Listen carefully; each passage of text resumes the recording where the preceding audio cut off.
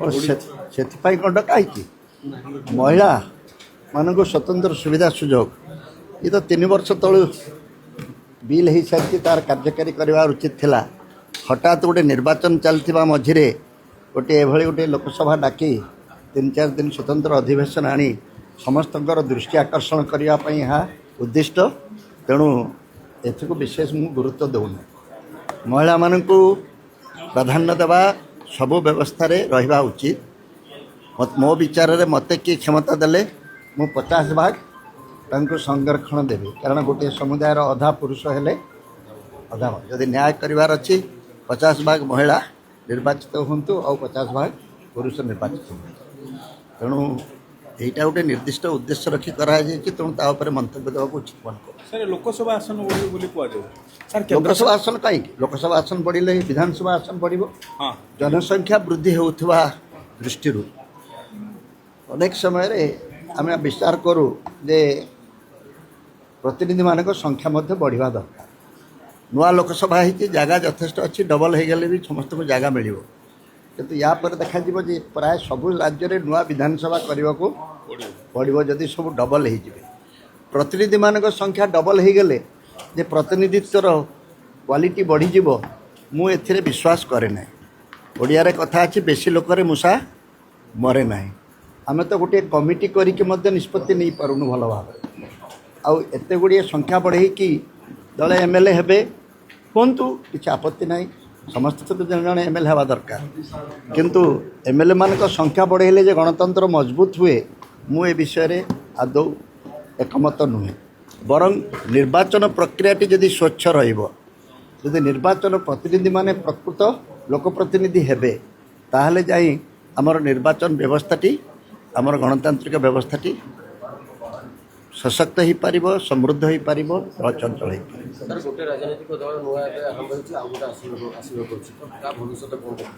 ଆଜି ନୂଆ ଦଳ ମୁଁ ଜାଣିଛି ମହମ୍ମଦ ମୁକିମ କରୁଛନ୍ତି, କିନ୍ତୁ ଦଳ କ'ଣ କେବଳ ସଭା କରି ଘୋଷଣା କରିଦେଲେ ବା କାଗଜ କଲମରେ ରେଜିଷ୍ଟ୍ରି କରିଦେଲେ ହୁଏ?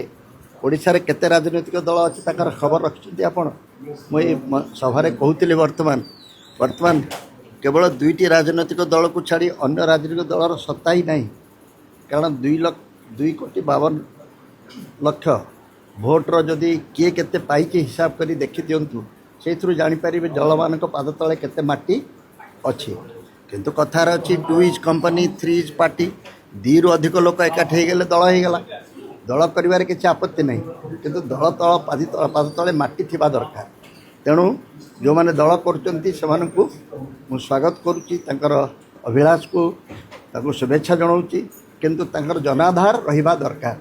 ଜନାଧାର ଶୂନ୍ୟ ଦଳମାନେ ଥାଇ ଖାଲି ଗହଳି କରିବେ ସିନା, କିନ୍ତୁ ଆମ ରାଜନୈତିକ ବ୍ୟବସ୍ଥାକୁ ବିଶେଷ କିଛି ସୁବିଧା ଦେଇପାରିବେନି। ସାର୍ ଆଉ ଗୋଟେ ଯଦି କଥା କହିବା, ବର୍ତ୍ତମାନ ସମୟରେ ଆସନ୍ତାକାଲି ବିଜୁ ଲିଗାସୀ ସବୁ ନେତାମାନେ ଏକ ହେଉଛନ୍ତି, ଚର୍ଚ୍ଚା ହେଉଛି। ବିଜୁ ଲିଗାସୀ ମାନେ କ'ଣ?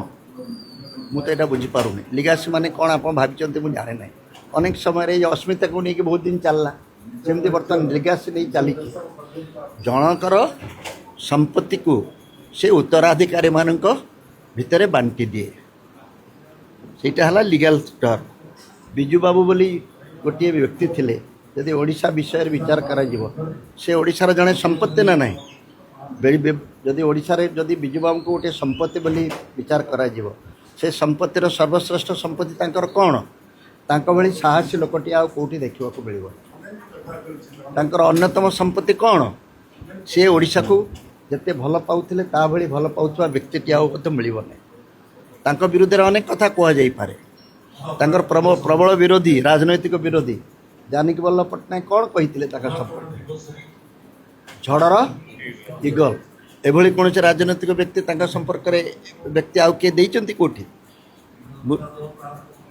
ତେଣୁ ଏଇ ଝଡ଼ର ଇଗଲ ଭଳି ଯେଉଁ ବ୍ୟକ୍ତିକୁ ଯଦି ଆମେ ସମସ୍ତେ ଝଡ଼ର ଇଗଲ ହେଇପାରିବା, ତାହେଲେ ଆହୁରି ଭଲ। ଏ ଲିଗାସୀକୁ ଆଗେ ନିଆଯାଇପାରେ। କିନ୍ତୁ ବିଭିନ୍ନ ଛୋଟ ଛୋଟ ରାଜନୈତିକ ଅଭିସନ୍ଧି ରଖି ଏହାକୁ ବ୍ୟବହାର କରିବା ସପକ୍ଷରେ ମୁଁ ନୁହେଁ। ସାର୍ ଆପଣ ଆଉ ଗୋଟେ କଥା କହୁଥିଲେ, ଆଜିକାଲି ନିର୍ବାଚନ କମିଶନ ନିରପେକ୍ଷ ନୁହେଁ, ଇଏ ତ ଠିକ୍ ନୁହେଁ, ଗଣତନ୍ତ୍ର ପାଇଁ ସୁବିଧା ଆଦୌ ନୁହେଁ।